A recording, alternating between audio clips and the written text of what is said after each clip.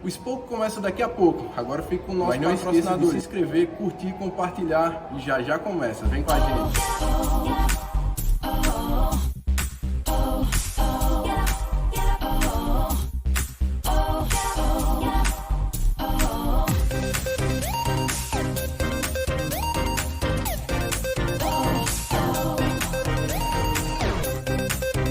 A Eletroluz fica na rua João Pessoa 367. Venha você também conferir.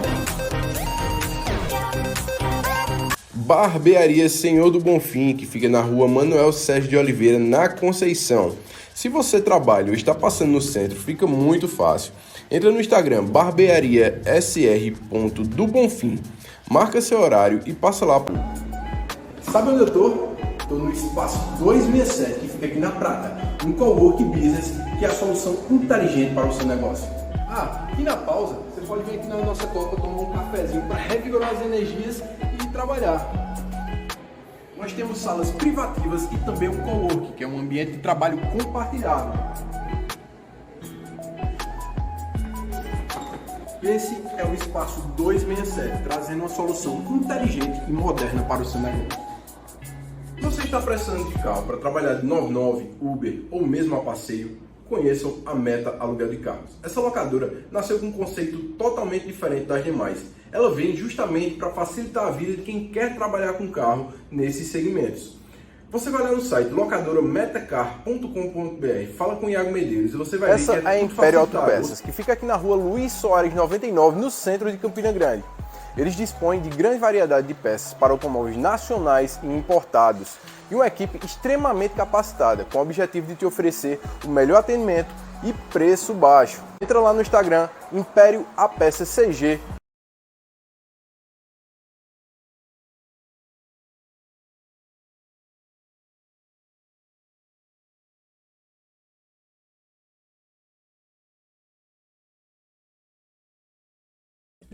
Botão. Ok, e aí minha galera, sejam bem-vindos a mais um Spoke Podcast. Estamos começando aqui o episódio número 172. Sejam todos muito bem-vindos. E chegar logo pedindo para vocês, o horário hoje está diferente, mas não esqueçam de se inscrever, curtir, compartilhar. Isso não só me incentiva, mas tem uma informação muito interessante por trás disso, que você manda uma mensagem para o YouTube que o nosso conteúdo é interessante, que vale a pena assistir. Então, todas essas movimentações que você faz aí faz com que o YouTube nos torne mais importante, nos leve para novas pessoas. Estamos alcançando já uma visualização no pós muito interessante, tá sendo muito legal. Aqui em Campina Grande o pessoal ainda acho que não tá muito antenado com as coisas das lives, sabe? Eu não vou mentir que às vezes eu deixo pra ir no 2.0, boto na velocidadezinha 2.0 e assisto as coisas mais rápido. Mas a coisa tá crescendo, tá sendo muito legal ter essa oportunidade de todo dia que tá conhecendo e conversando com pessoas sensacionais aqui de Campina Grande. E um dia me disseram que eu não ia passar de 2 meses. Já estamos aí há 1 ano e 2 meses, 3 mais ou menos. Então, vamos mostrar que Campina Grande tem muito potencial, tem muita gente interessante. E conto com vocês nessa empreitada. E hoje eu estou aqui com Emerson Saraiva. Seja bem-vindo, meu amigo. Obrigado, Yuri. Prazer estar aqui. Enfim, eu sou um entusiasta da comunicação e sou um viciado em podcast. Acredito que eu sou o cara, gosto muito do seu formato, da forma como você conduz, né? Conheci através da minha mulher que participou, tá aqui com a gente, participou. Ivni fez um podcast aí legal com você e aí eu fiquei acompanhando desde então.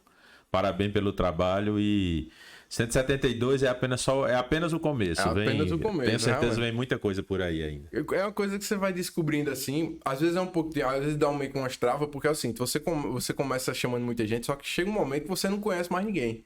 Sim. Então você tem que conversar com alguém, tem que puxar informação. Alguém tem um cara ali que ele fez isso, tá em São Paulo e não sei o que. Tem muitas coisas que você tem que ir vendo as qualidades das pessoas, vai lá dar uma analisada para poder ir trazendo. Mas eu digo a tu, pelo que eu tenho visto, tem material humano aí pro cara nunca mais parar de fazer podcast, tu acredita? Tem não. E uma coisa que é interessante, às vezes você tem um cara que é super bem sucedido, às vezes até super famoso e tudo, e você conversa com a pessoa, não sai muita coisa, e às vezes tem uma pessoa que ninguém conhece, uma pessoa que às vezes passa despercebida ali, mas quando você chama é uma história riquíssima, né? Meu muito primeiro conhecimento. conteúdo que passou de 100 mil visualizações no TikTok. Eu tava na academia, aí não tinha ninguém para aquele dia. Na verdade, o convidado tinha falhado. Eu chamei um personal lá que ele fez uma viagem por todas as capitais do Nordeste de moto. Acabou agora, essa semana. Foram 20 e poucos dias na estrada. Aí eu digo, aí, vamos contar a história dessa tua viagem aí, como é isso? Aí tal. Chegou aqui, quando viu um vídeo passou de 100, já vai em 100 e lá vai cocada, e o outro tá quase batendo 70 mil visualizações. Então você percebe que tem coisas que estão aqui que a gente não sabe, mas uma hora faz a coisa alavancar. E normalmente vem de onde você menos espera mesmo. Pior que é mesmo. Emerson, agora apresentando, né? Porque eu sempre faço as coisas assim de maneira do Eleja-se. Ele fundou o Eleja-se. Agora entortou aqui. O Eleja-se. Publicitário, trabalha com marketing político, digital. E tem outras coisinhas a mais. Me conta um pouquinho aí sobre todo esse emaranhado de coisas que tu faz. Ixi, se eu for contar, a gente vai até 8 da noite. Enfim, como eu tô aqui em Campina Grande, aqui é mais fácil das pessoas se localizarem, porque hoje a gente trabalha pro Brasil todo. Então, eu sou daqui de Campina, nasci aqui, vivi aqui, vivo ainda, né? Hoje a gente mora num sítio, numa cidade aqui perto, mas eu sempre digo, minha cidade é Campina. Às vezes eu tô lá e digo, eu tô aqui em Campina Grande. Foi buscar a paz no interior. Isso, foi o efeito pandemia na gente, de ir correr para as montanhas, né? E assim, eu trabalho... Hoje já tô chegando aí. Semana que vem eu chego nos meus 50. Eita. Um terço da vida, pelas minhas contas. E eu comecei a trabalhar muito novo aqui em Campina. Comecei a trabalhar com 12 anos, eu já estava querendo trabalhar, né? Meu primeiro emprego foi uma armação da minha mãe, porque eu queria muito trabalhar. E ela arranjou um emprego numa loja de uma amiga dela e depois eu descobri que quem pagava o salário era ela. Porque a amiga disse, o moleque tem 12 anos, não sei o que é que ele vai fazer lá. E ela disse, não, bota ele aí, eu pago e tal. Minha família tem muito essa coisa assim de... Minha mãe começou a trabalhar aos 16 anos. Minha irmã começou a trabalhar aos 16 anos. Meus tios, todo mundo começou a trabalhar muito cedo. Né? Esse foi meu primeiro emprego oficial aos 12, porque desde os 7, 8 eu já era empreendedor e mexia, fazia um fiteiro, vendia laranja no racha de futebol do meu pai. Então eu nunca parei, né? Eu fui criado aqui em Campina Grande, ali na rua Prudente de Moraes, conhecida como a Rua do Fogo. Sim. Que é aquela rua que fica ali perto do fórum.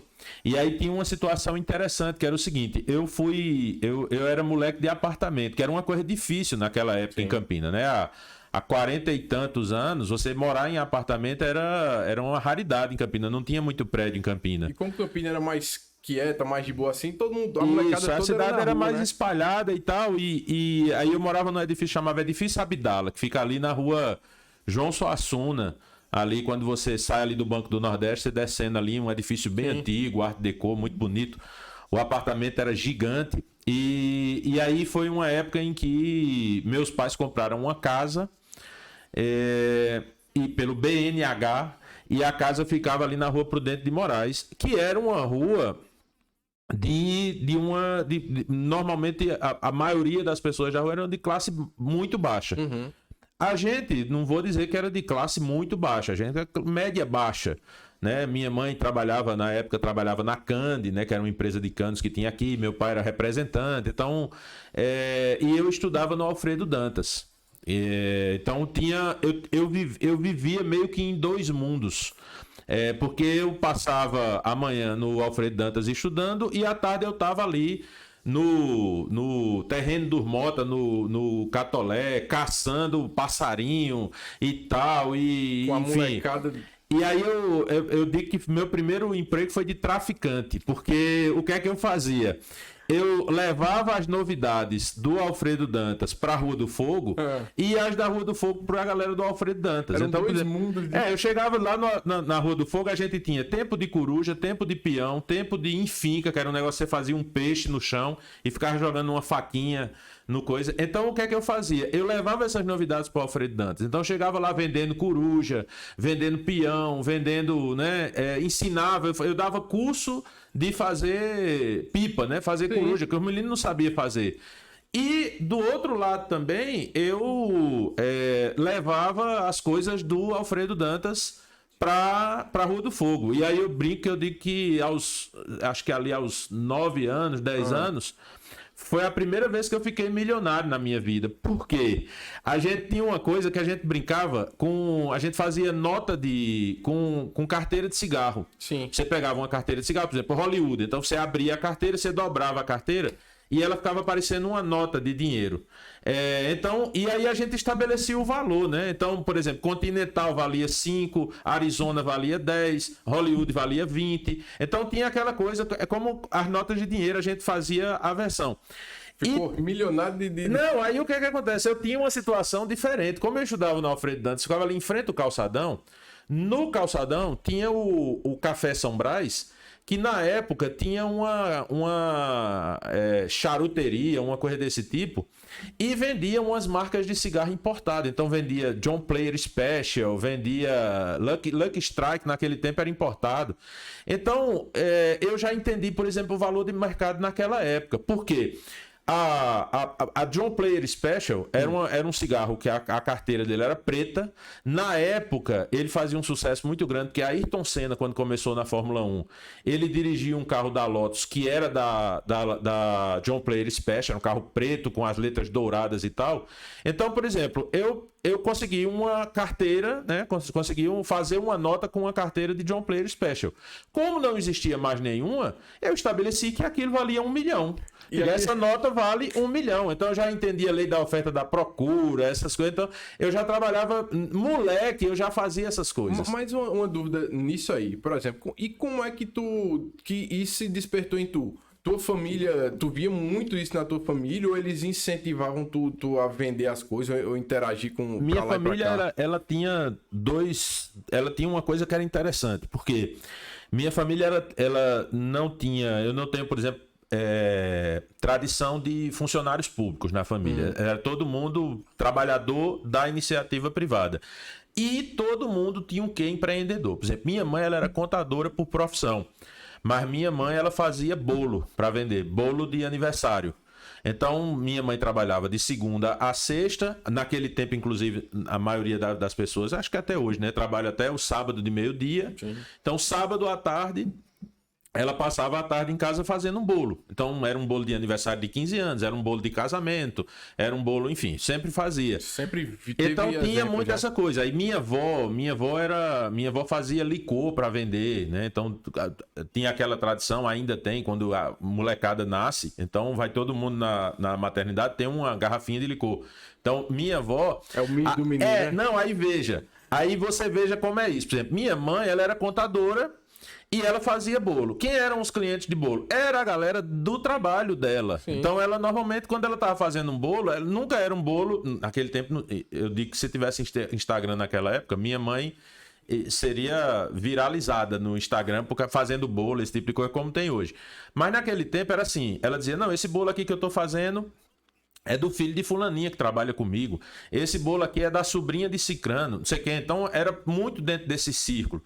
Minha avó era muito mala, porque minha avó era parteira. Eu nasci em casa, quem fez o parto foi minha avó.